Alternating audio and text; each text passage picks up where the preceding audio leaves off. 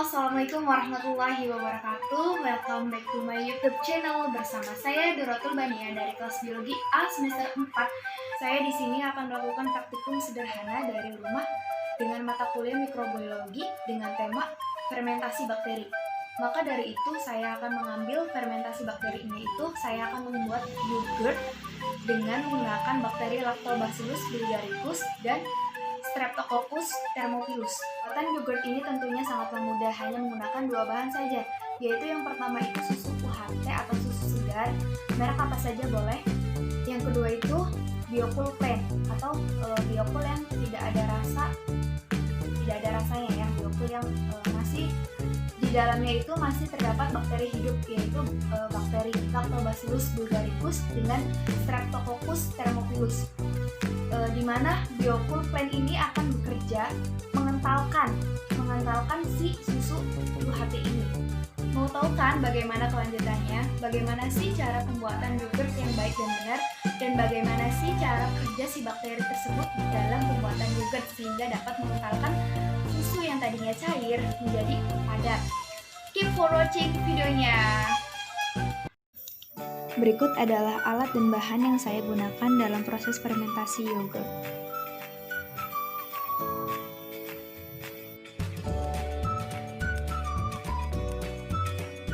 Langkah pertama, kita harus menuangkan susu segar ini atau susu UHT yang bermerekkan full cream. Karena di sini saya menggunakan susu yang 1000 ml, jadi saya harus memerlukan botol pengukur yang segini tuh besarnya 250 ml. Jadi kita gunakan 2 kali ya. Kita masukkan ke dalam panci. Dan ingat kita menggunakan api kecil aja ya. Sambil menunggu kita aduk-aduk perlahan ya. Lalu kalau sudah mengintip, kita angkat intipnya lalu kita buang aja ya. Rebus susunya sampai buih-buih, lalu kita ukur suhunya sampai 90 derajat Celcius, lalu kita masukkan Biocool plain-nya ke dalam susu segar, lalu kita aduk-aduk kembali hingga merata. Lalu kita ukur suhunya sampai menurun hingga 40 derajat Celcius atau setara dengan suhu badan kita. Angkat kuku, lalu kita masukkan ke dalam wadah. Lalu kita tutup rapat wadahnya sampai benar-benar kedap udara. Lalu kita tutup dengan 2 lapisan kain sehingga tidak ada udara yang masuk dan kehangatannya masih tetap terjaga, sehingga bakteri akan bekerja secara optimal. Kita ikat rapat supaya tidak ada udara yang masuk. Kita taruh di dalam ruangan yang tidak mungkin dijangkau anak kecil atau tergoyah-goyah dan tempat ruangannya tertutup. Dan pokoknya di suhu ruangan kita masukkan di sini selama 24 jam. A few hours later.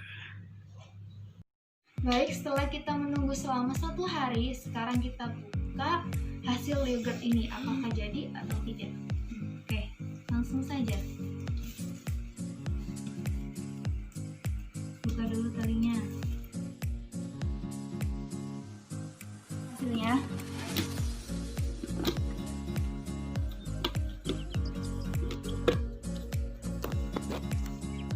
kita aduk.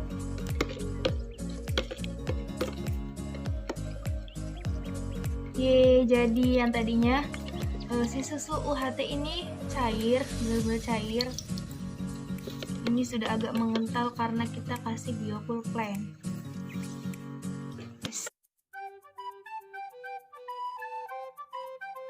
Pasti kalian ingin tahu kan kenapa yogurt bisa kental padahal bahan dasarnya yaitu cair. Telah kita ketahui bersama bahwasanya bahan dasar pembuatan yogurt itu adalah susu. Komponen susu dalam pembentukan yogurt ini yaitu kasein dan laktosa. Laktosa itu berupa gula. Gula di sini akan dihasilkan untuk sebagai sumber energi dari bakteri tersebut dan akan menghasilkan asam laktat serta koagulasi dalam pembentukan gel. Semakin tinggi kadar protein dalam yogurt, maka tingkat kekentalan dalam yogurtnya itu akan semakin tinggi pula. Pengikatan air oleh protein akan menghasilkan tekstur yang lebih lembut. Protein yang teragulasi oleh asam atau tercampurkan dengan asam akan memberikan bentuk gel, sehingga tekstur yogurt akan lebih kental. Ini dibuat melalui proses fermentasi dengan menggunakan campuran dua bakteri, yaitu Lactobacillus bulgaricus dengan Streptococcus thermophilus, di mana bakteri Lactobacillus bulgaricus itu untuk pembentukan aroma, sedangkan Streptococcus thermophilus itu untuk pembuatan cita rasa asam sedikit manis.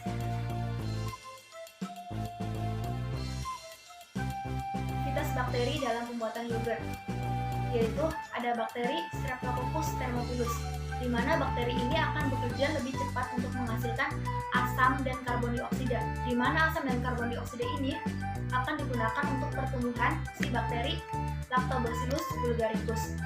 Lalu ada bakteri yang kedua, yaitu Lactobacillus bulgaricus, di mana si bakteri ini akan memproduksi peptida penstimulasi atau nutrisi esensial untuk pertumbuhan Streptococcus bulgaricus. Jadi kedua bakteri ini saling melengkapi dalam bekerja. Begitu. Lactobacillus bulgaricus ini akan bekerja untuk menguraikan laktosa menjadi asam laktat dalam susu. Nah, asam laktat ini yang menghasilkan rasa asam. Maka dari itu, semakin lama disimpan yogurtnya, rasanya akan semakin asam. Hal ini dikarenakan ion hidrogen dalam susu itu bebas dan fermentasi juga akan meningkat. Kuncinya, asam laktat ini akan bereaksi dengan kalsium dari kasein, dan kasein ini akan mengendap. Akibatnya, karena terjadinya penggabungan dua molekul kasein yang bermuatan berbeda. Karena pH asam menyebabkan kalsium dari kasein, akibatnya akan memisahkan diri karena adanya perbedaan ion dalam susu. Kasein menjadi bermuatan dan akhirnya terjadilah daya tarik-menarik antar molekul karena perbedaan muatan listriknya. Kasein menjadi berikatan dan terjadilah penggumpalan.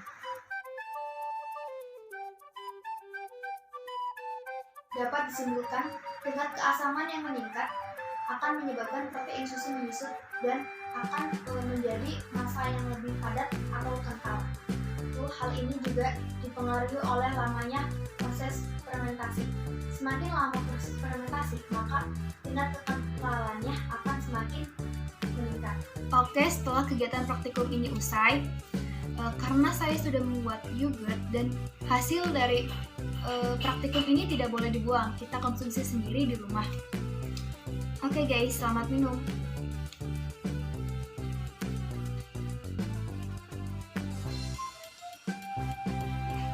Yogurt ini rasanya manis, ada sedikit rasa-rasa asam, dan juga tingkat kentalannya itu lebih kental, kisahnya enak.